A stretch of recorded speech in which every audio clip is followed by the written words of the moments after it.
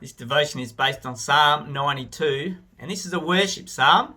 In fact, it says this is for the Sabbath day. So I want to talk about what this Bible teaches us about how to worship, especially how to worship on the Sabbath as God's people. And I think this is super important in our time because with the phenomenon, and it is a phenomenon of commercially produced worship music, our culture and expectations about worship, I think, are becoming more and more influenced by that instead of what the Bible tells us about what worship is. And you and I need to ask ourselves, what am I influenced by?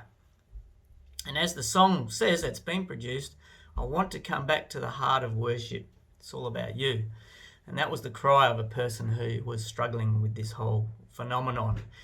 So this particular psalm covers one key aspect of worship. It doesn't teach us everything about worship, but one key aspect. It's a simple aspect, and that is when God acts in his goodness and his love toward you, it is good to respond with praise and thanks. Verses 1 to 4 say, "It is good to praise the Lord.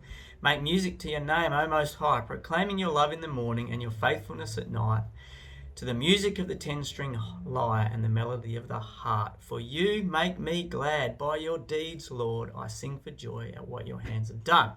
Very appropriate to worship God in this way. So some other points throughout the psalm about worship. Verse 5 says God's actions spring from his thoughts, and we worship God for his thinking. His thinking is far higher than deeper than ours.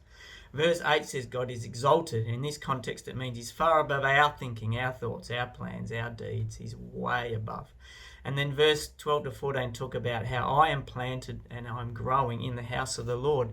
Just reminding ourselves that the context of worship is with God's people. And we have all this stuff available to us online, and we can forget that this is about gathering with the people to witness and talk about God's greatness with each other, and in doing so we stay fresh and green.